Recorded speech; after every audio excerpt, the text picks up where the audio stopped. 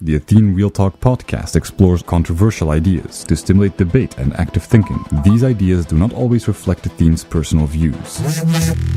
Welcome to the Athene Real Talk Podcast. He has been called the best gamer in the world, hands down. World-famous gamer and philanthropist Athene. Gaming for Good, it's called, has raised more than $20 million. Using his notoriety to raise money for charity. On activism, science, culture, and self-development. Proud to have him in the studio today. I would not want to take you on in a video game. Why am I here? I haven't been streaming for 4 to 5 days. It's summer. It's the start of July. Honestly, I've been shifting away more and more away from streaming. So I don't know if you guys will see me as much as you guys did before, because since I've actually been able to locate the actual fundamental core issue, it brought quite a lot of peace of mind. I understand why people do what they do much better than I ever did. And as a result, preaching to the choir has very little use. Preaching to the opposite has very little use as well. But then you might still wonder, why are you streaming now then? Because it's the start of the summer, and I do not think that it's not a bad idea to friendly remind people of their ability to come over and apply when they choose to not make life about themselves. And doing so, is something that will allow you to work on important projects. I've really shifted a lot more to structuring and managing projects, and things have been going better than ever in this environment. We're working on a lot of different really insane projects because, for a big part, I have been able to be more involved in organizing and shifting away from trying to grow and all that shit, because that was really central before, was growing. I mean, the best thing you can do is grow, but if you understand that people are just selfish monsters that just care about themselves, it really gives you an ease, a peace of mind of why even bother? So whenever people also talk in the chat, or whenever people ask questions or whatever, you always have a motive. If that motive is very self-centered and selfish because you choose to make life about you, it makes things so clear. There is no part in me that feels compelled in helping you. None. I just truly don't care. And I'm only streaming to speak to people that actually do care and want to work together and actually have a huge impact in the world. And I've also started realizing that in this phase, when you really uncover the truth, to put it that way, that it's about impact. People will come around that are doubting while we have insane impact. Of course, the bar will be much higher to come over, but if we start a lot of very, very successful projects, then people will just see holy shit, this is actually working.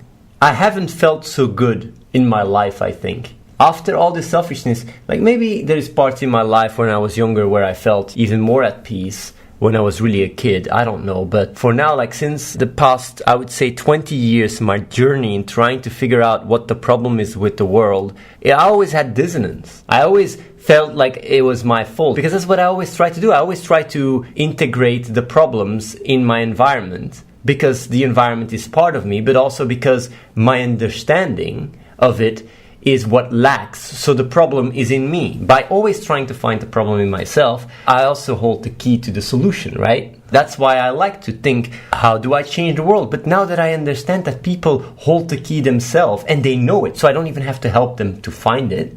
They know what to do. It's quite a relief. You guys have no idea how much I cared about trying to find the problem for you, but you already know what the problem is. You guys just don't care about it. You don't care about the truth. You don't care about honesty. You just care about yourself, even though you know it's flawed. You know that that's not what life is about, yet still you choose to make it about you. Then that's how it is. It's out of my hands. That's the main reason why I'm streaming a lot less. And even if I would decide to stream more, my motives have shifted. My motives have shifted from trying to make you guys see or choose or inspire or whatever, to just really practically see how can I very easily have the biggest impact with what I'm doing. Because we are all on a common ground. There is no lack of awareness, lack of understanding, nothing. We're all on the same page. We're all on the same framework. The difference is merely the extent to which you decide or you choose to value honesty and being good, doing what is right. It's all in your hands.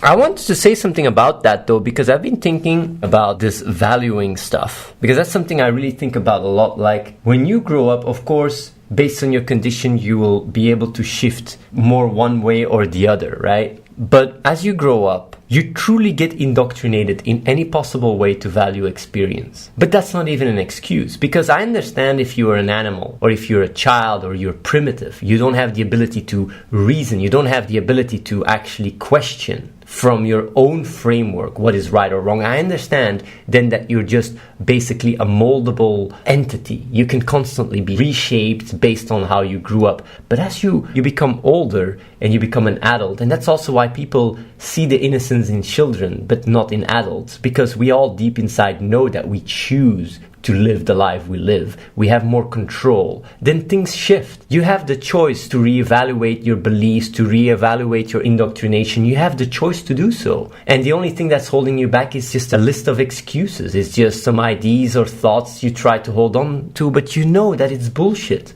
And even if you don't care or whatever, you know it's inconsistent. You know it's a lie. So of course, I'm not going to be the one here trying to preach to value honesty and to value what is right. That is something that you can choose and you have control over. Because that's the beauty of how the brain works. If you look at how the brain works, you are capable to reevaluate what you value.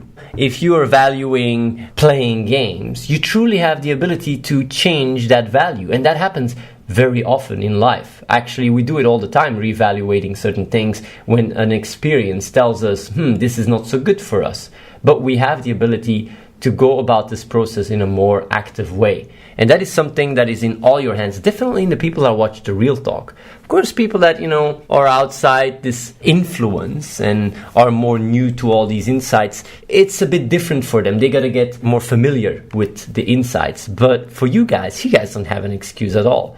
You guys really truly know what it is that is holding you back, and everything being said or everything done or whatever is just one more button on your excuse panel. I just see it, I understand it, and I'm not here to judge or whatever. You just live the life you live, and that's how it is. Like, you live in the world that you choose to see, and if you're inherently selfish, then you will project that in all others, and you will live in your own hell, basically. That's why I have such a peace of mind. I have really pure intent, one only to do good, and I don't see the world for a projection of myself. I can just see it for what it is, because I can value honesty, I can value reality. But for a lot of people that run away from the truth and this honest relationship with the truth, to put it that way, you guys don't even get to want to see the world for what it is, because it's too much dissonance. And as long as you can get away with it, and when I say can get away with it, of course, just as long as your experience is feeling fine for the moment, you don't care. You don't even care about your future or whatever. But just like everything, actions have consequences, and what comes around goes around. So things are just the way they are. I also want to say a few things, because I know there is quite a few people that are watching the stream that are really on the verge. Fedor, for example, was one of the coders, came over. And it's not just Fedor, also a few other guys that applied told me that they had these excuses like looming. And I'm gonna debunk a few. One of the excuses is maybe it's just a thing. Maybe he's special, maybe he's overly intelligent, or maybe he's just an anomaly. That is already debunked, because we have a group of a lot of people here. Maybe you can also say like, yeah, but even then, I don't know if it can work. Still, like, even if people are more logical, you need a leader or whatever. No, it actually works, and it works in a very independent way. Of course, all these things you already know, but you try to deflect it. But you already know all this. That's the thing. That's the crazy thing. When you choose to value the wrong things and dishonesty on a certain level, you know that what you're saying, these excuses make absolutely no sense. Obviously, life is about doing what is most consistent, what is aligned with reality. It's not lying to yourself. It's having an honest relationship, obviously. But still, like, you still have this dissonance and this tendency to allow yourself to be in denial, because you think it's easier. Either way, sooner or later it catches up on you, and it catches up on the world, which is even worse and more saddening. But hey, another one is, yeah, but Athene has a girlfriend, so I need to find a girlfriend. That's also not true. When I decided to come over here and Tanya didn't want to come over, I immediately said like, okay, goodbye. I don't need a girlfriend to be the person I am. A girlfriend is not required at all. doing what is right can go hand in hand with having a partner, but only when your relationship can contribute to it. If it doesn't, then it's better to have no relationship at all. That's also a big one. A lot of people like to think like, oh yeah, partner, this and that. Having a partner or the need for a partner is not an excuse whatsoever to give up your integrity. And more so, it's not a requirement to live. So partner is also completely bullshit, of course. Another excuse you can think of is, I have all these past remnants of the past, I gotta work on that, this and that. That's also bullshit because you're much better spot doing it here. And when it boils down, it's just about pure intent. It's about doing what is right. So overcoming all this flawed conditioning is literally just, if you value enough the truth, if you have an emotional relationship enough with truth, you can use that as a strong overwriter in your belief system. Because at the end of the day, when you grow up or when you think about everything you have to let go or whatever, all these attachments, they're empty, they're conditioned. They're merely just neural pathways you can restructure. In order to do so, you need some activation energy. Obviously, that's how the brain works, that's how we all work. And valuing the truth emotionally is a very strong activator. But if you don't value the truth, then you're lost. The only thing that can actually get you back with your feet on the ground is to really realize that chasing experience just is empty. It just doesn't work. Might take a year, might take 10 years, but for what? It's never worth the price that the world has to pay so you can feel a little bit better at the moment. It's just quite crazy, but hey. Either way, all this explanation to just go back to the point where if you have pure intent, if you want to do what is right, there is no excuse. You can just come over. You can have an impact. It's holidays. There's 18 spots left, 17 actually soon. We might end up being filled by the end of the summer because a lot more people are actually even applying since it is the start of the summer. And I just wanted to have this quick stream to just remind people, and because maybe some bystanders that come by go like, oh, it's summer, like they don't go to school, they check it out, go like, what is this? Guys, can I actually look into it? You can apply. You can also look at the projects, you can look at what we work, and things are actually going quite a lot better. We're making a lot of progress. I'm not going to be streaming as much, but hey, it's because I know that achieving things will get me further than right now just preaching to the same people that already know the answers anyway. It's for the little few that I'm having this chat. So you think it's wrong to live a normal life, or what do you say? Lag it. Do you know that a normal life 150 years ago was owning slaves, raping them, abusing them, killing them? That was a normal life 150 years ago. So no, by all means, living a normal life doesn't take away all your responsibilities. If you're living a life where you eat meat and killing animals, like really creating genocide all around the world, or your fucking inaction kills people on the other side of the world, no, that's not a normal life. That's fucking a terrible life. It's not because it's normal within culture, within the intersubjective reality, that it takes away your responsibility, because deep inside you know it's wrong. And the biggest step, the biggest heroes are those that questioned the current culture to do acts of real kindness. And all of you guys understand that shit. So don't come at me and say like, oh, normal life. Is that what you tell yourself? Unbelievable, actually. It's actually quite crazy. Can you look yourself in the mirror and go like, I just live a normal life. Everybody around me is just a sleeping murderer. Why shouldn't I be one? Deep inside, you know you're full of shit.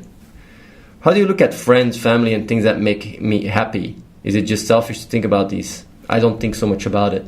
What I do think is about the people that don't have the ability to even have a family because they get bombed or are starving. My empathy is cognitive. I have cognitive empathy. You have emotional empathy, which is the emotions you feel, and you have cognitive empathy, which is more based on reason. And it's based on understanding, logic, seeing myself in others, understanding that there is no difference between me and others, understanding that it's mere RNG that got me where I am, and that if I was in another situation, they would be there. And that's why I want to help them. But of course, doing so requires you to be as impactful as possible. If there is 1 million people, I will automatically, focus on those that have the biggest ripple effect. That's why I focus on selfless people rather than selfish people, because selfish people are self-destructive. It's very big of a waste of my time. How do you know you are doing the right thing, and is what you are doing the best approach possible given your current understanding? I know that I'm doing the right thing because I value doing the right thing, and I don't compromise doing the right thing. Because myself is not part of the equation. Myself is only part of the equation to the extent that I can have a bigger impact. So I'm not going to starve myself to work even more, because I know that in the long run it will actually make me die, so I have less impact in the world. That's why, for example, I do run, but I don't lift weights, because lifting weights requires me to eat more. And I literally waste 1 hour a day doing so, which is an hour I could spend having a bigger impact. So I don't even mind compromising towards myself in order to have a bigger impact. And I think about these things. So the best possible approach with my current understanding, yes and no. And what I mean with that is I do what I think is best, but I do know that there is always a better thing I can do. So I never settle with what I do. I always know there is something better I can do. And that's why I constantly think and challenge my own actions all the time. So obviously I can't say it is the best approach, but it is what I thought at that moment was the best thing I could do, even though I know there is potential to do even better, but I don't know it. That's why I try to actively think about it.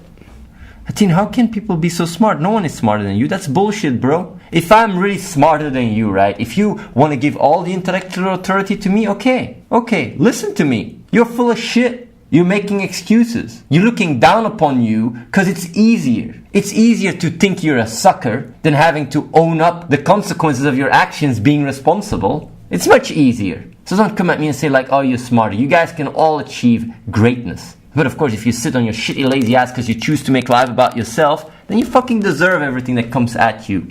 But if on a fundamental level you choose to not make life about you, your intentions become pure, and you start thinking using your reason or training your reason to understand the world, it will get you much further. Subscribe to youtube.com/AtheneWins. Watch the live stream at twitch.tv/AtheneLive and follow the real Athene on Snapchat.